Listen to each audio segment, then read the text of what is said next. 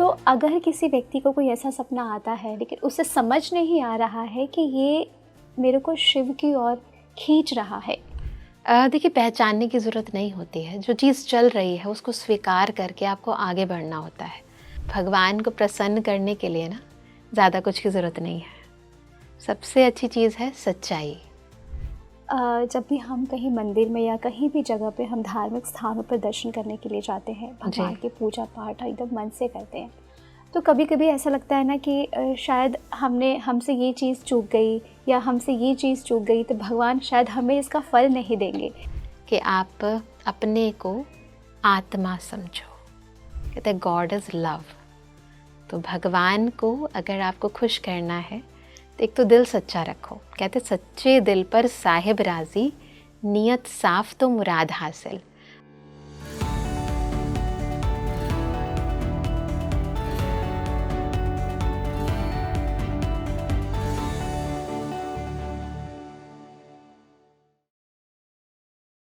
Speaking tree के दर्शकों को मेरा प्रणाम।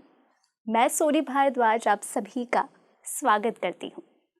अक्सर हम सभी की एक शिकायत होती है कि हमें तो कोई सुनता ही नहीं है, हमें तो कोई समझता ही नहीं है। लेकिन ऐसा बिल्कुल भी नहीं है। एक है जो हम सभी को सुनते हैं, समझते हैं और हमारे आस पास ही मौजूद हैं। वो कोई और नहीं, वो हमारे भगवान शिव हैं। लेकिन हमें ये नहीं पता होता है कि आखिर उनकी साधना कैसे करनी चाहिए। भगवान शिव किन लोगों को चुनते हैं, भगवान शिव के सपने कुछ खास लोगों को ही क्यों आते हैं। आज हम इन्हीं सब विषयों पर चर्चा करने वाले हैं और हमारे साथ जो आज खास गेस्ट मौजूद हैं वो ब्रह्म कुमारी राजयोग से टीचर हैं, जो हमें बताएंगे आखिर भगवान शिव क्यों इतने शक्तिशाली हैं। नमस्कार अदिति दीदी, स्पीकिंग ट्री आपका बहुत बहुत स्वागत करता है। ओम शांति। ओम शांति। मैं चाहूँगी कि सबसे पहले तो पॉडकास्ट शुरू करने से पहले हम थोड़ा सा भगवान शिव को याद करें। जी, तो आप बताइए कि आप किस तरीके से भगवान शिव को याद करती हैं।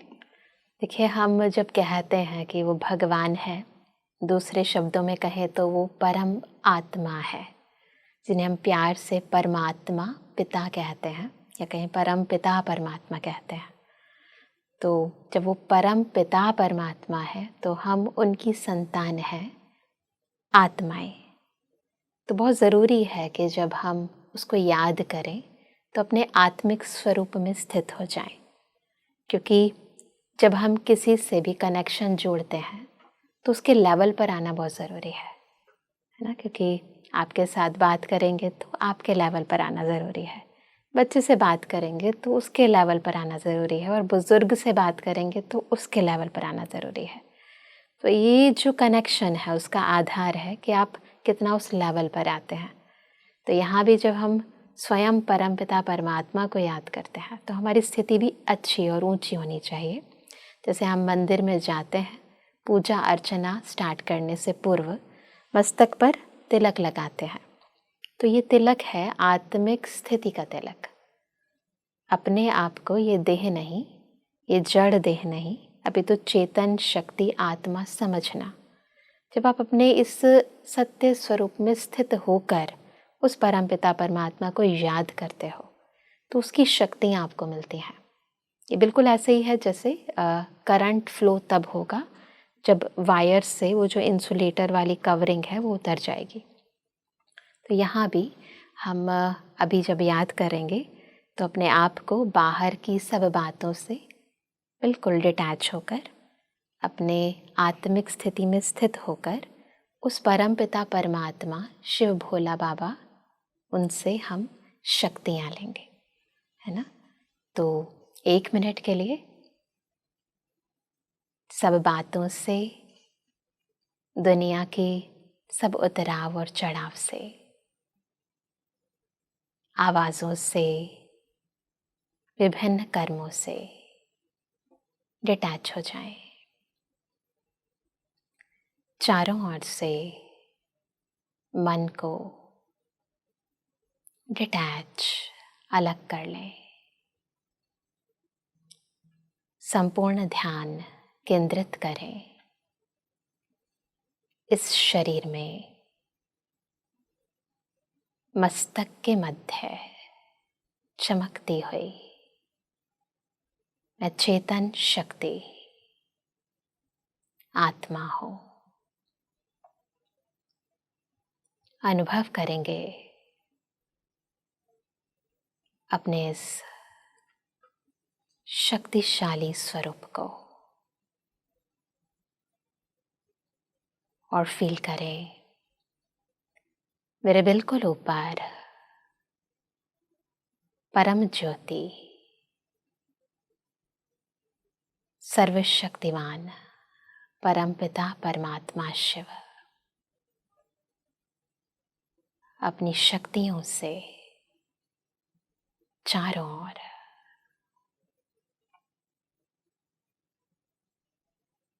प्रेम, पवित्रता, शक्तियों का एक आभा मंडल बना रहे हैं। मुझ आत्मा में ईश्वर की शक्तियां, शिव पिता की शक्तियां समा रही हैं। मेरे अंतर का दुख दूर हो रहा है। सुख सागर परमात्मा का सुख संचारित हो रहा है। अंतर की अशांति खत्म हो रही है और मैं शांत होती जा रही हूँ। अंदर की कमियां, कमजोरियां खत्म हो रही हैं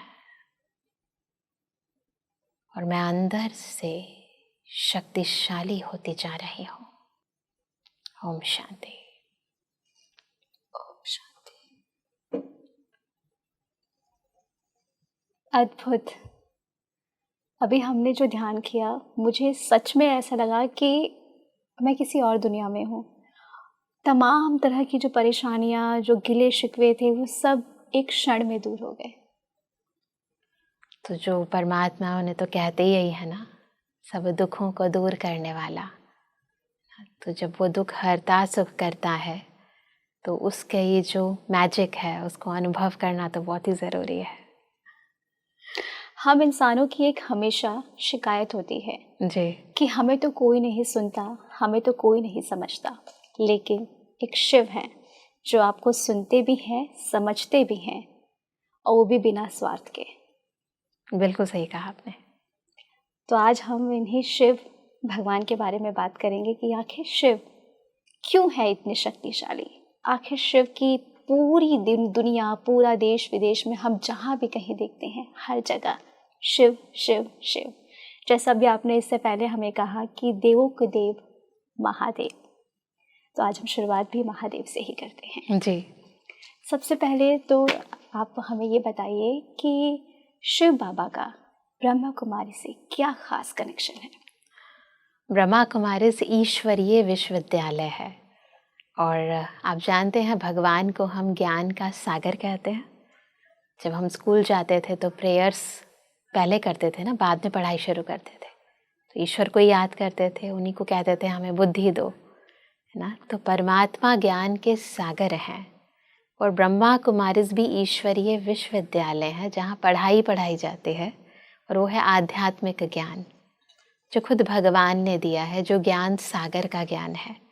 ब्रह्मा कुमारी से ईश्वरीय विश्वविद्यालय की जो स्थापना है वो स्वयं परमात्मा के कारण ही हुई है। यूँ कहें कि ईश्वर द्वारा ये ईश्वरीय विश्वविद्यालय बना है और उन्होंने जो ज्ञान दिया उसी ज्ञान को हम जन संप्रदाय तक पहुंचा रहे हैं, अलग अलग प्रोफेशन तक पहुंचा रहे हैं। तो ईश्वरीय विश्वविद्यालय का आधार ही स्वयं परमपिता परमात्मा और उनके द्वारा प्रदत्त ज्ञान ही है। तो वो तो बुनियाद है। हम जो भी 7 डेज़ का कोर्स कराते हैं उस कोर्स का सबसे अहम भाग परमात्मा का परिचय होता है और परमात्मा से कैसे आपको कनेक्ट होकर अपने अंतर की सभी कमज़ोरियों को, दुखों को, परेशानियों को, नेगेटिविटीज़ को ख़त्म करना है, वो तरीका जिसे हम राजयोग मेडिटेशन कहते हैं वो हम सिखाते हैं। बहुत ही अद्भुत।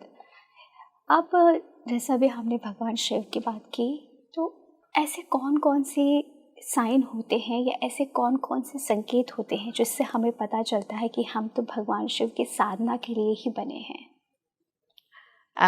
देखिए, पता तो चल ही जाता है, कहते हैं होनहार बिरवान के होत चीकने पात। तो इंसान को क्या पाना है, उसके लक्षण जो हैं उसको अपने जीवन पर्यंत पता चल जाते हैं। अब मैं दूसरों की बात नहीं करती, अपनी ही बात करती हूँ। मुझे नहीं पता था, बचपन में कोई ये सोच कर नहीं चलता है कि आपको आध्यात्मिक मार्ग अपनाना है। हम भी जैसे स्कूल जाते थे, कॉलेज गए, उसके बाद एमएससी भी करी, तो कभी ऐसा लक्ष्य नहीं था। तो जैसे बच्चे अपना करियर समझ के चलते हैं, पहले मैं मेडिकल लाइन में जाना चाहती थी तो मैंने बीएससी करा, उसके बाद फिर चेंज हो गया। चांस की बात है, जैसे कहते हैं ना कि भगवान को कुछ और चाहिए होता है, तो मैंने एमएससी मास कम्युनिकेशन में कर लिया। तो बीएससी मेडिकल के बाद एमएससी मास कम्युनिकेशन, तो वो चेंज हुआ। और उस समय तक कुछ ऐसा नहीं था कि, क्योंकि डेफिनेटली आपने मास कॉम किया है तो आप जर्नलिज्म प्रोफेशन में ही आओगे ना, दूसरे प्रोफेशन में तो क्यों ही जाओगे। और ठीक है, कम्युनिकेशन के बहुत सारा वास्ट फील्ड है, पब्लिक रिलेशंस हैं और इलेक्ट्रॉनिक है, प्रिंट मीडिया है, वो सब था। और यही लक्ष्य होता है कि ये नहीं तो ये हो सकता है। बाकी आध्यात्मिक तो बहुत ही आउट ऑफ द वे वाली लाइन हो जाती है ना। लेकिन जब हम आध्यात्मिक लाइन में चले इस राह पर, तब मुझे रियलाइज़ हुआ कि बचपन में मुझे बहुत सारी अनुभूतियाँ हुई थी जो आपको कई बारी संकेत दे रही थी कि आपके जीवन का जो अल्टीमेट लक्ष्य है वो क्या है। क्योंकि हम जब व्रत उपवास रखते हैं ना, तो उस समय आपको बहुत ही अच्छी सी फीलिंग होना, ईश्वर के साथ कनेक्शन जुड़ा हुआ, और दूसरा आपका सबकॉन्शियस माइंड वो संकेत देता है आपको। जब हम सोते हैं तो सपने कैसे आते हैं, मुझे कई बार ये आता था कि मेरा मन करता था कि मैं धरती से ऊपर हूँ। छोटे होते ही, बहुत छोटे बच्चे होते हैं ना, तो मेरा मन करता था कि मैं उड़ूँ। अब आप सोचो कि एक छोटे बच्चे के मन में ये अंदर संकल्प आ रहा है कि मैं उड़ती हूँ, इस देह को छोड़ती हूँ। क्योंकि छोटे से बच्चों को कोई समझ तो होती नहीं है। हाँ, जब हम परियों की कहानी सुनते थे तो मेरा मन करता था कि मैं भी परी बन जाऊँ।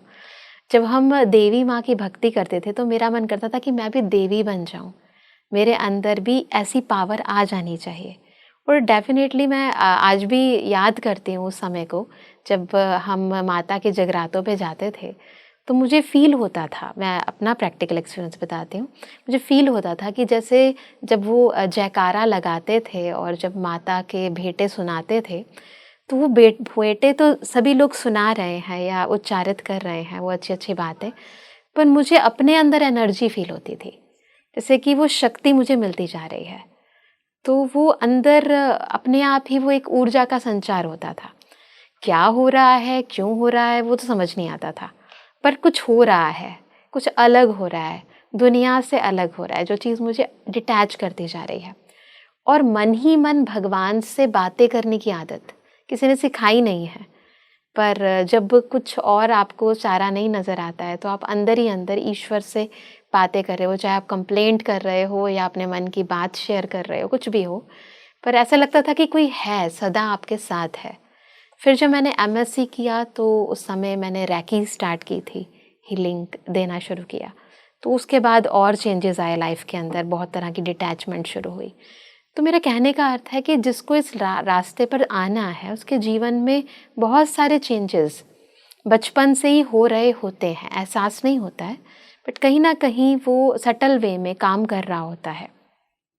और फिर एक ऐसा टाइम आता है जब वो पूरी तरह उस चीज़ को अपने जीवन के अंदर बस समझ जाता है कि अल्टीमेट है तो बस यही है ना, इसके अलावा और कुछ नहीं है, सत्य नहीं है, बाकी सब है, क्षण भंगुर है ना, अभी हैं अभी नहीं है, परिवर्तनशील हैं, चेंज हो रहे हैं। लेकिन जो चीज़ स्टेबल है, जो इंसान को चाहिए, है ना, कि सदा, इसलिए भगवान को कहते हैं सदा शिव, उनके सानिध्य में जब हम रहते हैं तो आपको जो भी प्राप्तियां होती हैं वो सदा काल की होती हैं, वो निराधार होती हैं।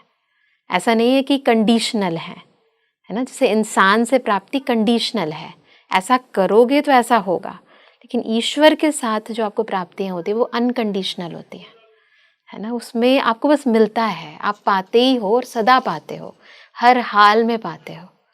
आप जो हो, जैसे हो, वैसा आपको स्वीकार करता है।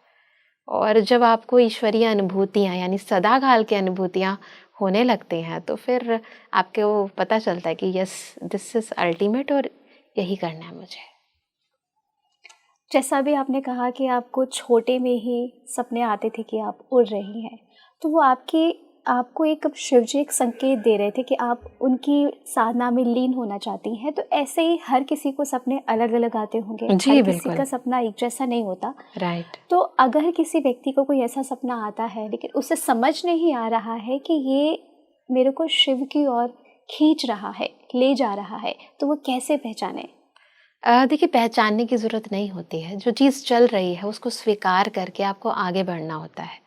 ज़्यादा किसी भी चीज़, जो भी आपको ऐसी अनुभूतियाँ होती हैं, आध्यात्मिक अनुभूतियाँ होती हैं, उसकी आपको गहराई में जाना उसकी ज़रूरत नहीं होती है। ईश्वर समय आने पर आपको और अच्छा से अच्छे अनुभव कराता है। आपको थोड़ी देर के लिए वेट करना पड़ता है। कई बार हम चाहते हैं कि जल्दी से कुछ हो जाए। नहीं, ईश्वरीय मार्ग, आध्यात्मिक मार्ग एक ऐसा मार्ग है, या यूँ कहें कि अगर आपको सच में प्राप्ति करनी है, किसी भी फील्ड में भी प्राप्ति करनी है, रियलिटी में, तो उसके लिए पेशेंस बहुत ज़रूरी है ना, बहुत ज़रूरी है। तो जितना जितना आपके अंदर वो धैर्यता बढ़ती है, आप वेट करते हो समय का, राइट समय का, तो आपको अपने आप ही समय आने पर वो जो अच्छी अनुभूति आप करना चाहते हो, अल्टीमेट वाली, जैसे मेरी लाइफ में मैंने पहले भी शेयर किया है, आउट ऑफ बॉडी एक्सपीरियंसेस हुए, तो वो एक्सपीरियंस अपने आप अपने टाइम पर होते हैं। कोई भी प्राप्ति बिना त्याग के नहीं होती है। आपको लाइफ के अंदर बहुत कुछ छोड़ना पड़ता है, उसके बाद वो चीज़ आप अचीव कर पाते हो। लाइफ में भी आप देखते हो, जो बच्चे प्रोफेशनल लाइफ में भी आगे बढ़ते हैं, तो ऐसे नहीं बढ़ते हैं। कुछ भी पाने के लिए आपको पहले वाली चीज़ें या कुछ पॉजिटिव पाने के लिए आपको नेगेटिविटी तो छोड़नी पड़ेगी ना। पॉजिटिव और नेगेटिव दोनों पैरेलल तो नहीं चलेंगे ना। ऐसे ही ऊंचा उठने के लिए आपको नीचे की धरती तो छोड़नी पड़ेगी ना। तो कुछ भी आगे बढ़ने के लिए आपको पीछे की धरती तो छोड़नी पड़ेगी ना। तो कुछ भी पाने के लिए आपको कुछ छोड़ना तो पड़ेगा। तो वो छोड़ने के लिए आपको टाइम चाहिए होता है। ऐसे अचानक से नहीं कुछ होता। तो you have to have patience, और जो चल रहा है उसको स्वीकार करते जाओ और थैंक्स करते जाओ उसका। और आप फिर देखो, अपने आप हर चीज़ अपने समय पर होती है ऐसे। अभी आपने छोड़ने की बात कही, तो क्या सभी जो आत्माएं होती हैं वो सोल कॉन्ट्रैक्ट लेकर इस जीवन में आती हैं शिव भक्ति के लिए? इसे कॉन्ट्रैक्ट नहीं करेंगे कहेंगे, क्योंकि देखिए, परमात्मा और आत्मा का जो संबंध है, उसके लिए आपको किसी चीज़ को कॉन्ट्रैक्ट वाली बात नहीं है। ये अनादिकाल का आपका संबंध है, सदाकाल का संबंध है, हर जन्म का है, कल्प कल्पांतर का है, जन्म जन्मांतर का है। ईश्वर के साथ आप किसी भी देह में हो, है ना, चाहे आपने इस जन्म में हो या आगे आने वाला जन्म है या पिछले वाला जन्म है, उसके साथ जो आपका रिलेशन है वो सदा काल का है। ऐसा नहीं है कि आप मेल बॉडी में है या फीमेल बॉडी में, उससे कोई अंतर हो रहा है। आप बुज़ुर्ग हो गए हैं, आप जवान हो गए हैं, आप बचपन में हो, उसमें अंतर हो गया है। आत्मा और परमात्मा का जो संबंध है वो किसी भी भौतिक जगत की किसी भी उपलब्धि पर आधारित नहीं है, इस दुनिया में होने वाले किसी भी परिवर्तन पर आधारित नहीं है। और आप कैसे भी हो, जो भी हो, जैसे भी हो, ईश्वर ने आपको अपना बच्चा स्वीकार किया है और आप वो हो, आप उसकी संतान हो। आप अच्छे कर्म कर रहे हो या बुरे कर्म कर रहे हो, वो आपकी प्रारब्ध है, उसके अनुसार आपको प्राप्तियाँ होती है या अप्राप्ति होती है, दुख सुख की भोगनाएँ मिलती हैं आपको। लेकिन भगवान के बच्चे तो आप सदा हो और सदा ही रहोगे, उसके लिए आपको कुछ आधार लेने की ज़रूरत नहीं है। तो आप इस मार्ग को कितना अपने जीवन में स्वीकार करते हो, कितना टाइम, कितनी एनर्जी इस लाइफ के अंदर लगाते हो, वो आपको डिसाइड करना है, और उसके आधार पर ही आपको ये स्पिरिचुअल अनुभूतियाँ होती हैं। जो स्पिरिचुअल अनुभूतियाँ होती हैं, जब भी हम कहीं मंदिर में या कहीं भी जगह पे हम धार्मिक स्थानों पर दर्शन करने के लिए जाते हैं, भगवान जी। के पूजा पाठ एकदम मन से करते हैं, तो कभी कभी ऐसा लगता है ना कि शायद हमसे ये चीज़ चूक गई या हमसे ये चीज़ चूक गई, तो भगवान शायद हमें इसका फल नहीं देंगे। तो क्या ये वाकई ऐसा कुछ होता है? मैं आपको एक बहुत अच्छी बात बताती हूँ। भगवान को प्रसन्न करने के लिए ना ज़्यादा कुछ की ज़रूरत नहीं है। सबसे अच्छी चीज़ है सच्चाई। ईश्वर को कहते हैं गॉड इज़ ट्रुथ। दूसरी चीज़ चाहिए लव, कहते हैं गॉड इज़ लव। तो भगवान को अगर आपको खुश करना है तो एक तो दिल सच्चा रखो। कहते सच्चे दिल पर साहिब राजी, नियत साफ तो मुराद हासिल। अगर आपको मुरादें पूरी करनी है, मनोकामनाएं पूरी करनी है, आपको एक ही काम करना है, अपनी नियत को साफ रखना है। चेक करो अपनी नियत को, है ना, अंदर से चाहते क्या हो, स्वार्थवश है या निस्वार्थवश है। सच में चाहते हो आप कुछ प्राप्ति करना और उसके अंदर आप किसी को गिराना तो नहीं चाहते हो। अंदर से चेक करो मेरी नीयत कैसी है, बस उसको चेंज कर लो। अगर ख़राब है तो कहीं ना कहीं कोई स्वार्थ है, तो कहीं ना कहीं किसी को गिराने की, किसी को परेशान करने की इच्छा है, तो उस इच्छा को, वो जो नेगेटिव इच्छा है उसको चेंज कर लो। मन को साफ रखो, जो हो जैसे हो, है ना, वैसे ही भगवान को बता दो, मैं तो हूँ ऐसी, अब आप देखो ना। तो ये सच्चाई, सफाई ये चाहिए। बाकी तो सब चीज़ें जो आप कर रहे हो वो प्रतीकात्मक है। प्रतीकात्मक चीज़ों पर भगवान नहीं है, वो तो स्वयं निराकार है। तो उसे भौतिक जगत की किसी भी चीज़ के साथ उसका कोई ऐसा नहीं है कि उसके आधार पर वो आपको प्राप्ति करा रहा है। वो परमात्मा का आत्मा से कनेक्शन है, और आत्मा अंदर से सच्ची है, साफ दिल है, और उसका भगवान से कितना प्यार है ना, कितना प्यार है, और सच्चा प्यार है ना, निराधार प्यार। ऐसा नहीं कि ऐसा है तो प्यार है, प्यार होना चाहिए भगवान के साथ, लव। और लव के अंदर तो बस लव ही होता है और कुछ नहीं होता है। पर ये भी है कि पैरेलल लव है या एक्चुअली में उसी से लव है। यहाँ लव में ना क्या होता है कि इंसान का दिल में भगवान के साथ साथ इंसान को भी बसा कर रखते हैं, है ना, और अनेक तरह की जो हमारी इच्छाएं हैं उनको भी बसा के रखते हैं। तो अगर दिल में केवल एक ही याद है तो आपको वो एक सब प्राप्तियां कराएगा, लेकिन एक के साथ साथ बहुत हैं तो फिर उससे जो प्राप्तियां होंगी उसके अंदर भी फिल्ट्रेशन हो जाएगी। ये होता है ना, क्योंकि हम भगवान को भी प्यार करते हैं, इंसान को भी प्यार करते हैं, काम को भी प्यार करते हैं, तो वो प्यार बट गया ना आपका, तो प्राप्ति भी बढ़ जाएगी। जैसा हम सभी कहते हैं ना कि भगवान तो सबके होते हैं, सब भगवान एक हैं, उनके रूप अनेक हैं, लेकिन कई लोगों की शिकायतें होती हैं कि हम तो भगवान की इतनी पूजा करते हैं, भगवान को इतने मन से मांगते हैं, कभी किसी के साथ कोई छल कपट नहीं किया, पर फिर भी भगवान हमारी क्यों नहीं सुनते हैं, शिव जी क्यों नहीं सुनते हैं। तो आखिर शिव जी क्यों नहीं सुनते हैं? जो लोगों की शिकायतें होती हैं, मैं उन्हें दूर करना चाहती हूँ, आप कुछ उनके बारे में बताइए। देखिए, अगर परमात्मा आपको अभी प्राप्ति नहीं कराना चाहता तो हम हमेशा कहते हैं कि इसका मतलब वो आपको बहुत कुछ देना चाहता है।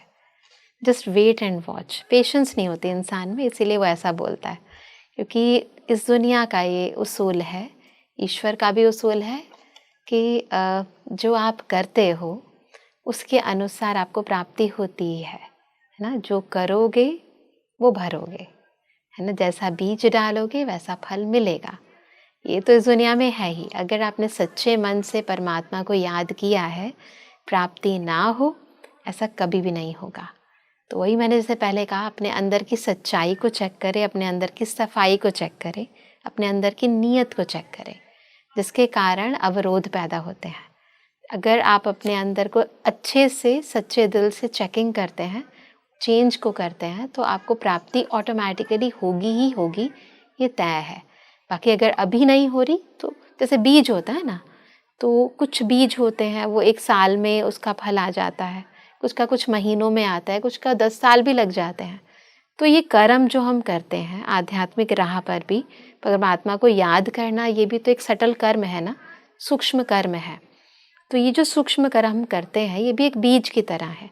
इसका फल तो मिलेगा ही आपको, आज नहीं तो कल मिलेगा, लेकिन हर चीज़ के आने का जो समय होता है उसके लिए आपको थोड़े पेशेंस करने की ज़रूरत होती है। और विश्वास सबसे ज़रूरी है, ईश्वर पर विश्वास रखें कि होना तो है ही, है ना, निश्चय रखें, और वो जब देगा तो फिर जो आपके पिछले गिले शिकवे हैं वो भी सब दूर हो जाएंगे, है ना। तो इसीलिए हमें थोड़ा सा पेशेंस और विश्वास रखना पड़ता है। चीज़ें होती हैं अपने समय पर और अच्छी होती हैं, बेहतर होती हैं, बेस्ट होती हैं। अभी आपने कहा कि विश्वास रखो, तो कहते तो हैं कि शिव जी हमारे आसपास ही हैं, वो हर वक्त हमारे साथ रहते हैं, पर वो हमें दिखाई नहीं देते। लेकिन क्या वाकई में किसी इंसान को सच में शिव जी की अनुभूति हुई है? बहुत होती हैं अनुभूतियाँ, कईयों को ही हैं। भक्ति मार्ग में अगर हम बहुत सारे भक्त होकर गए हैं जिनको परमात्मा शिव के दर्शन होते हैं, साक्षात्कार होते हैं। परंतु जब आपने कहा अनुभूति, तो अनुभूति के लिए तो जो हमने शुरू में मेडिटेशन प्रैक्टिस करी, बहुत सुंदर एक छोटा सी बात है कि आप अपने को आत्मा समझो। देह, जैसे श्रीमद् भगवत गीता में लिखा है, देह सहित देह के सब संबंधों को छोड़ तो मुझे याद कर, और उससे पहले अपने को आत्मा समझ। तो सबसे पहली चीज़ यही होती है कि हमें देह के सब संबंधों को मन और बुद्धि से त्यागना है। ये भी बहुत इम्पॉर्टेंट है। आपको फिजिकली कुछ नहीं छोड़ना है। भगवान ये नहीं कहते कि आप अपना घर गृहस्थ, बच्चों को, अपनी जिम्मेवारियों को छोड़कर मुझे याद करो। छोड़ना भी है तो मन और बुद्धि से छोड़ना है, उनके साथ रहना है, पर उनसे प्यार नहीं करना है। उनको प्यार करना है पर उनसे प्यार नहीं करना है। यानी प्यार से तो हम रह रहे हैं पर प्यार नहीं कर रहे हैं, प्यार भगवान को कर रहे हैं। क्योंकि जब आप परमात्मा से कनेक्टेड होते हो, प्यार के सागर से कनेक्टेड होते हो, तो आपके अंदर भी वो प्यार आ जाता है। फिर आप जो भी कार्य करते हो या जिनके भी संबंध में आते हो, तो उनको आप प्यार बांटते हो, लेकिन प्यार आप भगवान से करते हो, है ना। उनको आप प्यार देते हो, क्योंकि अगर आप इंसान को प्यार करोगे या उनको प्यार का स्रोत मान के चलोगे, तो क्या होगा कि जब हम उसको कुछ देंगे ना, तो कहीं ना कहीं एक्सपेक्टेशन जुड़ जाएगी, है ना। आप किसी को कुछ दोगे तो एक्सपेक्टेशन उसके साथ संलग्न है ना। कुछ करते हैं तो फल उसका होना चाहिए ना, होना चाहिए, इतना तो होना चाहिए कम से कम। ये अपने आप ही हो जाता है ऑटोमेटिकली। तो जब आप उसके लिए कर रहे हो तो एक्सपेक्टेशन होगी, और वो पूरी नहीं होंगी तो दुख होगा, तकलीफ होगी। तो यहाँ क्या है, हम प्यार भगवान से कर रहे हैं, है ना। परमात्मा से ही सब कुछ ले रहे हैं, प्यार के सागर से। लेकिन वो जो उससे ले रहे हैं, जब हम किसी के संबंध में आते हैं, संपर्क में आते हैं, तो उसको हम दे रहे हैं वो। तो हम प्यार से काम कर रहे हैं, प्यार से बात कर रहे हैं, प्यार से सबके साथ व्यवहार कर रहे हैं, प्यार बांट रहे हैं, पर प्यार नहीं कर रहे हैं किसी को, प्यार उसको कर रहे हैं। तो ये चीज़ ऑटोमेटिकली आपको समझ आने लगती है कि आपको कैसे इस दुनिया में रहते हुए ट्रस्टी होकर रहना है। गृहस्थी नहीं बनना है, मेरा मेरा यह है गृहस्थी, मैं और मेरा यह है गृहस्थी। मैं ऐसी हूँ, मेरा बेटा, मेरा पति, मेरा घर, मेरा काम, ये है गृहस्थी। ये आपको बोझ फीलिंग कराएगी, है ना। आपको लगेगा जैसे आपके ऊपर बहुत बड़ा काम है ना। हमेशा आप एक वेट के अंदर काम कर रहे हो, प्रेशर के अंदर काम कर रहे हो। लेकिन जब आप ट्रस्टी बन जाते हो, मेरा नहीं है, तेरा तुझको अर्पण, क्या लागे मेरा, तन मन धन सब कुछ तेरा। प्रैक्टिकल करते हो कि हाँ, ये जीवन भी आपका, ये बच्चे भी आपके हैं, मुझसे पहले तो आपके हैं, ये घर भी आपका है, ये कार्य भी आपका है, अब आप कराओ, अब आप मेरे साथ चलो। तो फिर आपको फीलिंग आती है, बहुत अच्छी लगती है। आपको लगता है कि जैसे हर पल उसके साथ हर काम हो रहा है और वही करा रहा है, आपका तो एफर्ट ही नहीं लग रहा। इसे कहते हैं, एक बहुत अच्छी बात मैं कहती हूँ हमेशा, एक है मेहनत और एक है मोहब्बत। अगर आप उसके मोहब्बत करते हो तो मेहनत से छूट जाते हो। भगवान से, प्यार के सागर से प्यार करते हो तो आपको जीवन में किसी भी फील्ड में कोई मेहनत करने की ज़रूरत नहीं है। अपने आप आपको बताएगा कब क्या कैसे करना है। जब भी हम आत्मा और परमात्मा की बात करते हैं तो दो कंफ्यूजन है जो सभी लोगों को होती है, देव आत्मा और परमात्मा। तो आखिर देव आत्मा और परमात्मा में अंतर क्या है? आपने दो अलग अलग शब्द बोले हैं, तो डेफिनेटली अंतर तो है ही। और इनका संधि विच्छेद कर दें तो देव आत्मा यानी डिवाइन है, वो सोल। सोल के अंदर डिवाइन वर्च्यूज़ हैं, डिविनिटी है, तो वो दिव्य आत्मा यानी देवात्मा है। परम आत्मा यानी सुप्रीम सोल, हर चीज़ सुप्रीम है, परम पिता परमात्मा, वो सुप्रीम फादर है। देव आत्माएं सबसे पहले समझना है, जब हम डिवाइन वर्च्यूज़ की बात करते हैं तो वर्च्यूज़ पता कैसे चलती हैं, जब एक सोल बॉडी में प्रवेश होती है, यानी जब आत्मा ने देह धारण की और वो देह धारण करके उसके अंदर आत्मा में डिविनिटी है, आत्मा में डिवाइन वर्च्यूज़ हैं, जब वो कर्मों में आती है तो पता चलता है कि हाँ इसमें दिव्य गुण हैं। क्योंकि गुण तो पता तभी चलेंगे ना जब आप कुछ कर्म करोगे, है ना। कोई भी दिव्य कर्म करोगे तो पता चलेगा कि हाँ इसमें गुण है। आप मुझसे स्वीटनेस से बात करोगे, मैं कहूँगी इसमें मधुरता का गुण है। आप कोई बात कहूँगी, आप सहन कर लोगे, मैं कहूँगी हाँ इसमें सहने का गुण है, टॉलरेंस पावर है ना। अगर आपके अंदर पेशेंस है वो भी पता चल जाएगी, आपके कर्मों से पता चलेगी, ऐसे तो नहीं पता चलेगी।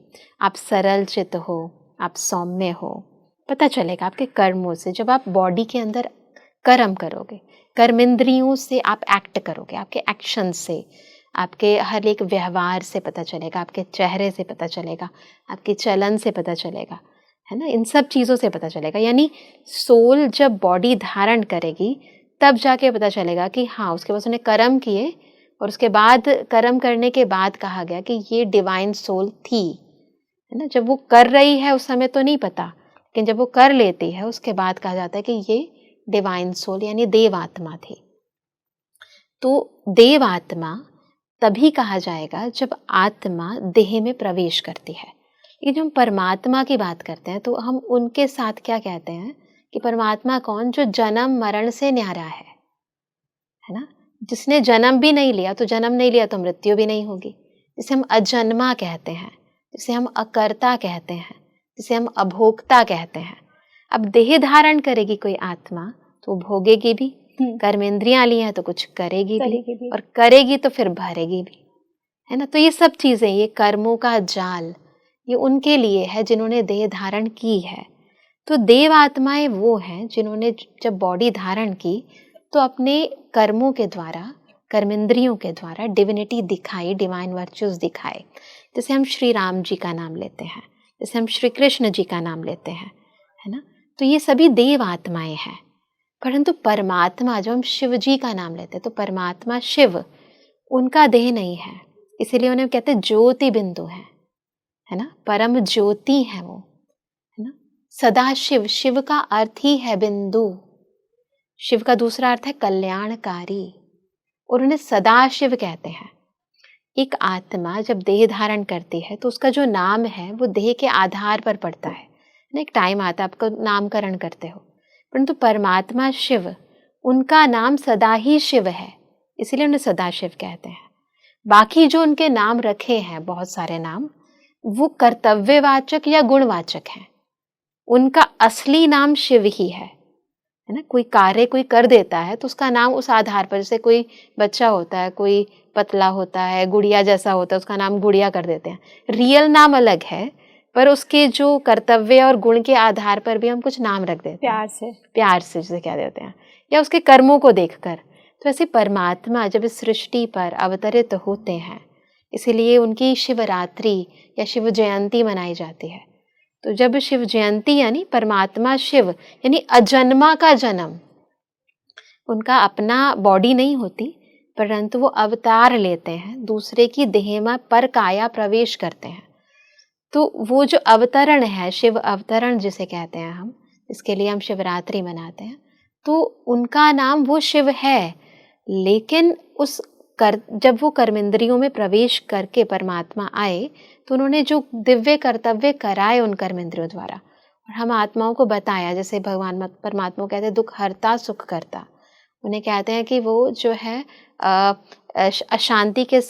शांति के सागर हैं, प्यार के सागर हैं, आनंद के सागर हैं, सुखों के सागर हैं, है ना। ये सारे जो हम बात करते हैं वो ये सागर हैं, यानी इन सब चीज़ों के स्रोत हैं। पता कब चलता है, जब वो देह धारण करते हैं, परंतु वो उनकी देह नहीं होती है, पर काया प्रवेश करते हैं, दूसरे के शरीर में प्रवेश होकर परमात्मा उनके मुख से ज्ञान उच्चारण करते हैं, इसलिए उन्हें ज्ञान का सागर कहते हैं। पर वो उनकी बॉडी नहीं होती है, तो पर काया प्रवेश है। तो अजन्मा का जन्म जो मनाते हैं इसलिए महाशिवरात्रि मनाते हैं, है ना। बाकी सभी जितनी भी महान आत्माएं होकर गई हैं या देवात्माएं होकर गई हैं, वो उनकी बॉडी थी और उन बॉडी के द्वारा उन्होंने दिव्य कर्म किए। लेकिन परमात्मा का जो आगमन होता है वो संपूर्ण सृष्टि चक्र में केवल एक बार होता है, वो भी अवतरण होता है। और ऐसा हमारी तरह वो गर्भ धारण नहीं करते हैं, जैसे आत्मा जो है वो गर्भ में प्रवेश करती है और उसके बाद फिर बच्चा बड़ा होता है। उनका ऐसे हमारी तरह जन्म नहीं होता है, उनका अवतरण होता है। और इसीलिए इसी का प्रतीक है मंदिरों में जब शिवलिंग की स्थापना की जाती है तो कैसे की जाती है, जैसे देव आत्माएं जो होती हैं उनका प्रतीक जो मूर्तियां रखी जाती हैं, तो जब मूर्ति की स्थापना की जाती है तो उनकी एंट्री जो है वो गेट से होती है। लेकिन जो शिवलिंग की स्थापना की जाती है वो गेट से नहीं की जाती है, यानी वो आम इंसानों की तरह गर्भ धारण करके नहीं आते हैं। ऊपर से परमात्मा शिवलिंग जो है वो उनको रखा जाता है ऊपर से।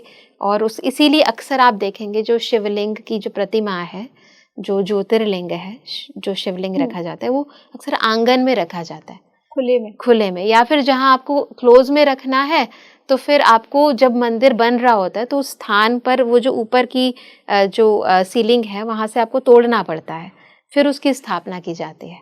तो एंट्री जो है उनकी मेन गेट से नहीं की जाती है। तो इस बात का प्रतीक है कि परमात्मा शिव जो है उनका अवतरण होता है, आम इंसान की तरह उनका जन्म नहीं होता है, वो परकाया प्रवेश करते हैं। लेकिन क्योंकि वो सदा शिव हैं, वो तो रहते ही है ना, पिता तो हैं ही। मनुष्य आत्माएं बॉडी धारण कर रही हैं, इसका मतलब ये नहीं है कि वो हैं, बिकॉज आज की दुनिया में सीइंग इज बिलीविंग हो गया है।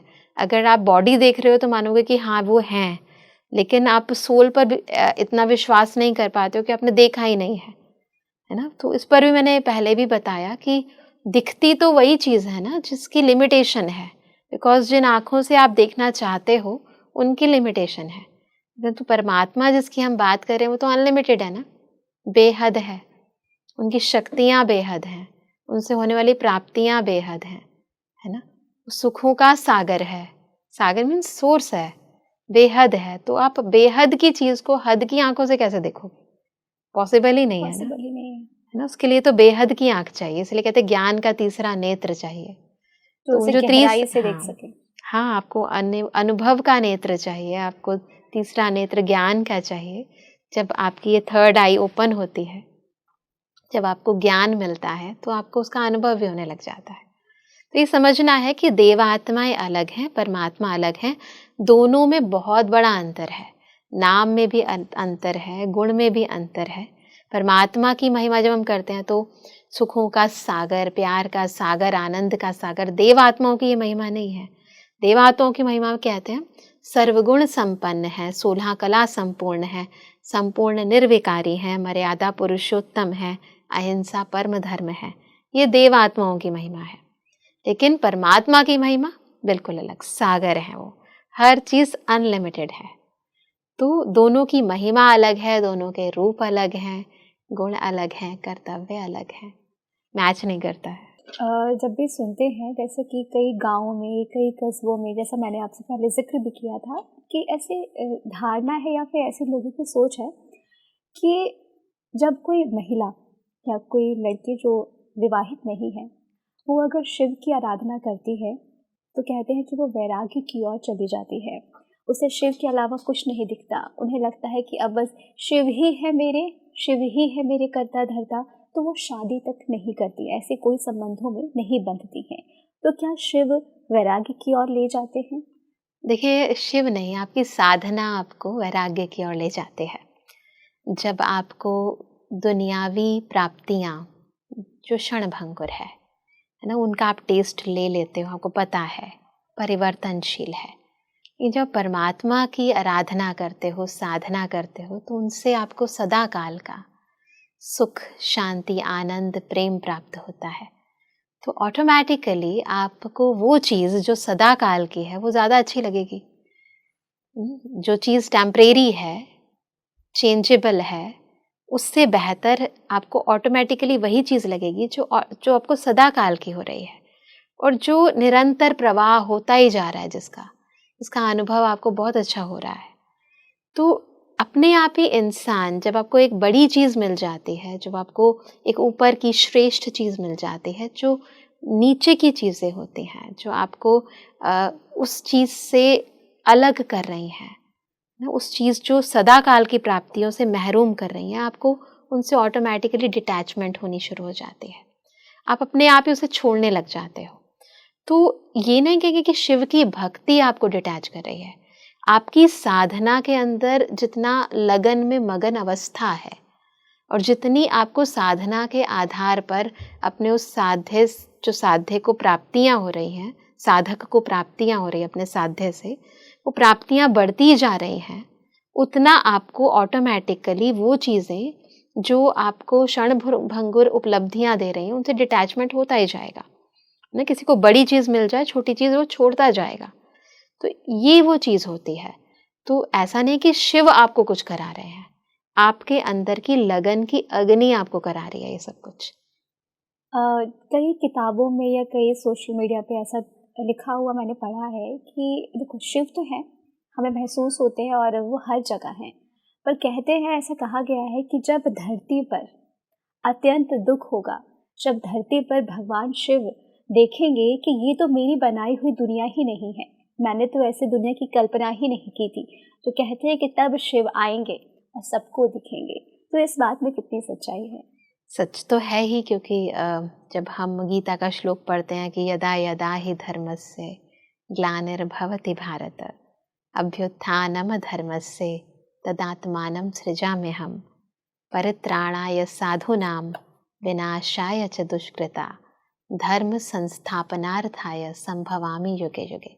तो मैं आता हूँ, ये लिखा है ना, और हम बातें करते हैं ना ये। तो ये बात समझना है। पहली बात, दोनों बातें जो आप कहते हो कि परमात्मा सर्वव्यापी है, सब जगह है, फिर कहते हो कि वो आएगा, ये दोनों बातें मैच ही नहीं करती हैं ना। ये बात समझनी है, ये बहुत ज़रूरी बात है, क्योंकि हम अपनी बात को खुद ही काटते हैं, है ना। कॉन्ट्राडिक्टरी स्टेटमेंट हम खुद ही दे रहे हैं, है ना। और जब तक आपको एग्जैक्टली पता नहीं होगा, तब तक आपको वो अवतरित हुआ है उसका भी कैसे पता चलेगा।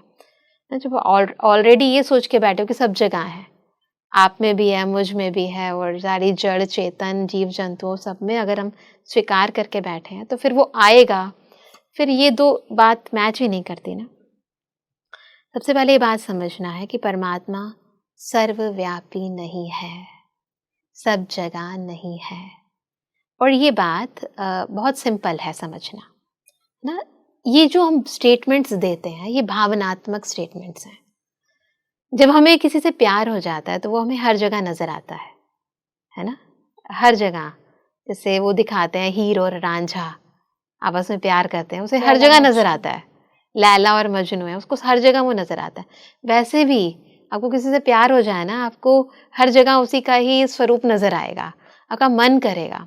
तो ये एक अंदर की भावनात्मक स्टेटमेंट है कि मुझे जहाँ देखती हूँ तू ही तू नज़र आता है। ये लव है, ये प्यार की एक छंदों के रूप में या अलंकृत भाषा के रूप में बताने का जरिया है।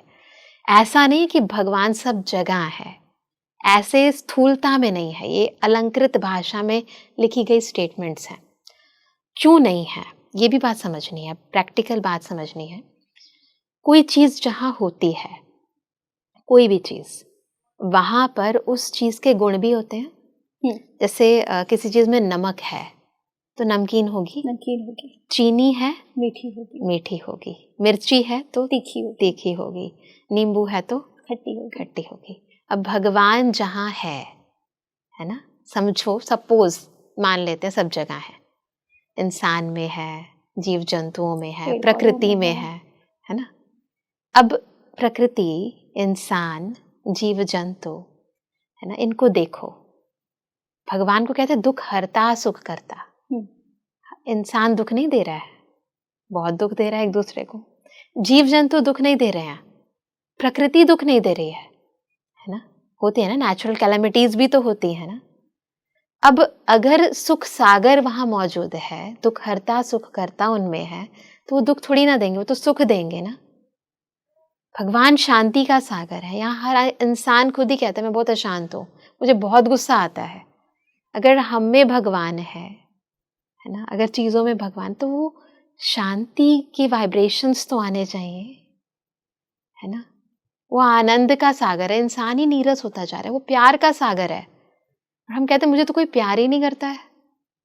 हम प्यार के प्यासे हैं, तेरी एक बूंद के प्यासे हम, है ना। अगर मुझ में भगवान है, प्यार का सागर ही मुझ में है, तो प्यासी क्यों हूं मैं। समझनी है ये बात। अगर कोई चीज कहीं एग्जिस्ट करती है, उसके गुण वहां पर स्पष्ट नजर आते हैं, तो ईश्वर सर्वव्यापी नहीं है। एक प्रतीकात्मक स्टेटमेंट, अगर वो मंदिरों में है, गुरुद्वारों में है, ये भी भावनात्मक है। उनकी प्रतिमा वहां पर है, हम उनकी पूजा अर्चना करते हैं, और वहां पर क्योंकि सारा दिन उनका मनन मंथन, गायन, पूजन, कीर्तन होता रहता है, तो वो जो एनर्जी है वहाँ की बहुत हाई है। उनका गुणगान चलता रहता है मंदिरों में, गुरुद्वारों में, सब मिलकर करते हैं, तो वहाँ के हाई वाइब्रेशन एनर्जी होती है। तो वो चीज़ आपको प्रोवाइड करती है, हेल्प करती है अपने जीवन के अंदर आगे बढ़ने के लिए।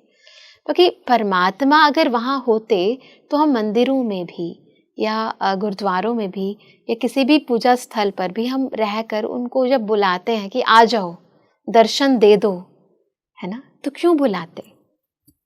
बुला रहे हैं ना, तो बुलाते उसको नहीं है जो एग्जिस्ट कर रही है, बुलाते उसको है जो नहीं है। तो वहाँ उनकी यादें हैं, वहाँ उनके प्रतीक हैं, उनके प्रतीक हैं। उन प्रतीकों को हम उनको अपने सामने समक्ष महसूस करके उनकी आराधना कर रहे हैं, और उससे हमें प्राप्ति भी होती है। क्योंकि परमात्मा, अगर आप उनको भावना, अगर उनकी मूर्ति में भी अगर आपकी है, तो परमात्मा उस भावना को पूर्ण जरूर करेंगे। क्योंकि है तो सही ना, तो एग्जिस्ट नहीं कर रहे, परंतु हम उनको अपने सामने समक्ष महसूस करते हैं, और उस महसूसता के साथ उनकी पूजा करते हैं। और जितनी आपकी महसूसता शक्ति बढ़ती जाती है, जितना आपके उनके प्रति भावना, विश्वास बढ़ता जाता है, उतना परमात्मा आपको प्राप्तियां कराते हैं। तो मंदिर, गुरुद्वारे, कोई भी पूजा स्थल आपको बहुत प्राप्तियां कराता है, और इसीलिए हम कहते हैं कि वहां पर पूजा करनी चाहिए, आराधना करनी चाहिए। मना नहीं है, लेकिन ये बात समझनी है कि परमात्मा जिसको हम बुला रहे हैं, वो खुद वहाँ नहीं है, वहाँ उनके प्रतीक जरूर हैं। देवात्माओं के प्रतीकात्मक चित्र हैं, उनकी मूर्तियाँ, जड़ मूर्तियाँ हैं जिन्हें हम स्थापित करते हैं। लेकिन वो जब इस सृष्टि पर थे, तो उन्होंने जो कर्तव्य किए, उनके आधार पर उनका गुणगान हुआ। जो आप गुणों का गान करते हो, हनुमान जी के गुणों का गान कर रहे हैं, राम जी के गुणों का गान कर रहे हैं, तो वो कभी होकर गए, उन्होंने अच्छे कर्तव्य किए, तो उनके गुणों का गान करे। वो वहाँ नहीं है, उनकी यादगारें हैं, उनका गुणगान है, उनकी ऊर्जा है ना, जो मनुष्य आत्माओं ने बार बार गुणगान करके की।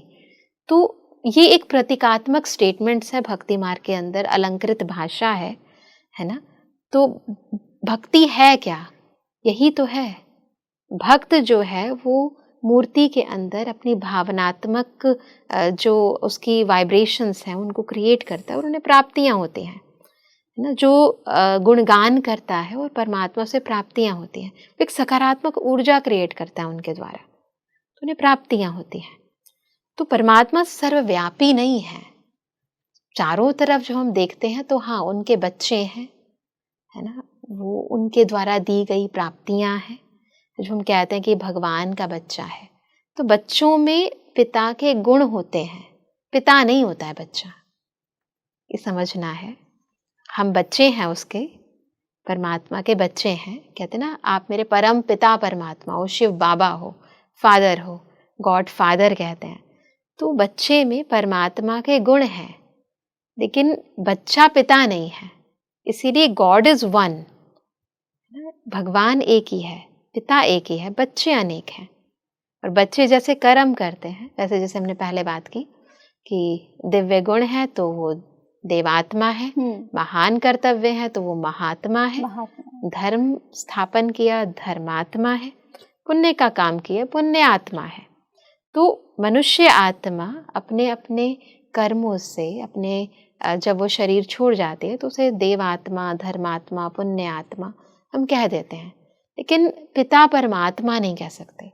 बच्चे बहुत सारे हो सकते, पिता तो एक ही होगा ना। तो ये बात समझनी है कि पिता एक ही है और गॉड इज़ ऑलवेज वन। और हाँ, वो इस सृष्टि पर आते हैं, अवतरित होते हैं।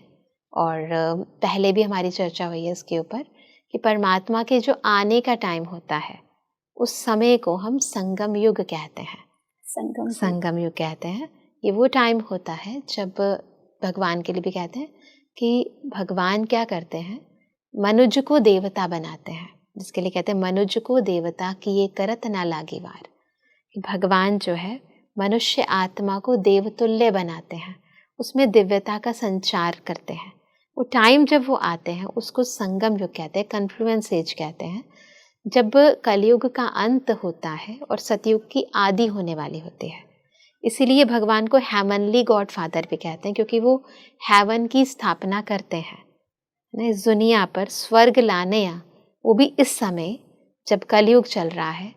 तो जैसे सूर्य होता है ना, तो जब अंधकार का टाइम होता है तो लगता है कि अब तो इतनी अंधेरा है, उजाला कैसे होगा। लेकिन जब सूर्योदय होता है तो अपने आप ही ज्ञान सूर्य प्रकट होता है, अज्ञान अंधेर विनाश हो जाता है। ऐसे दुनियावी सूर्य प्रकट होता है तो अंधेरा विनाश हो जाता है। ऐसे ही परमात्मा जब इस सृष्टि पर आते हैं संगम युग पर, तो इस दुनिया से नेगेटिविटीज़, जिसे हम कहते हैं काम, क्रोध, लोभ, मोह, अहंकार, ये विकार, ये खत्म हो जाते हैं। बॉडी कॉन्शियसनेस खत्म हो जाती है। एक ऐसी दुनिया आती है जो संपूर्ण निर्विकारी है, जो पवित्र है, जो सुखमय है, जिसे हम स्वर्ग कहते हैं, पैराडाइज कहते हैं, है ना।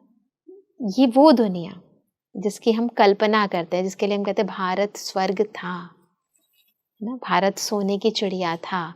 तो वो जो सोने की चिड़िया वाला भारत तब आता है सृष्टि के ऊपर, जब भगवान इस सृष्टि पर, और हम बताते हैं परमात्मा शिव का जो अवतरण है वो भारत में ही हुआ है ना। तो इसीलिए भारत में ही सबसे ज़्यादा परमात्मा शिव का गुणगान होता है, उनकी आराधना की जाती है, उनकी उपासना की जाती है, उनका अवतरण दिवस मनाया जाता है। तो ये वो समय चल रहा है, संगम युग का टाइम चल रहा है, ये टाइम जिस समय परमात्मा आकर हम सभी को ज्ञान दे रहे हैं, हम सबके दुख हर रहे हैं, सुख दे रहे हैं। परंतु जितना हम उनसे कनेक्टेड होते हैं उतना हम उनसे पा लेते हैं। डिस्कनेक्ट होंगे तो कैसे पाएंगे, है ना। किसी के पास जाएंगे तभी तो प्राप्ति होगी ना, पास ही नहीं जाएंगे तो प्राप्ति कैसे होगी, है ना। तो जितना हम उनको याद करते हैं, जितना हम उनको प्यार करते हैं, उतना हमें प्राप्ति होती है। इसलिए कहते हैं कि शिव की साधना करो। जी बिल्कुल। साधना क्या होती है कि एक की याद, है ना, उसको तपस्या कहते हैं, उसको साधना कहते हैं, कि और किसी की याद ना आए, ना देह की, ना देहधारियों की, ना साधनों की, ना कर्मों की। जब एक की याद होती है तो उसे साधना कहते हैं। बहुत ही खूबसूरत, आपने इतने अच्छे से और इतने विस्तार से बताया। मुझे लगता है कि इतने अंतर तक या इतने अंदरूनी चीज़ों को शायद ही कोई जानता होगा, क्योंकि शिव की पूजा तो हम सभी करते हैं, शिव की आराधना हम सभी करते हैं, सब भगवान से कुछ ना कुछ मांगते हैं, लेकिन ज़रूरी है कि आप भगवान को जानते और समझते कितना है। बिल्कुल। बहुत बहुत बहुत बहुत शुक्रिया आपका कि आपने हमें इतने अच्छे से और इतने विस्तार से शिव जी के बारे में बताया। आपका धन्यवाद। ओम शांति।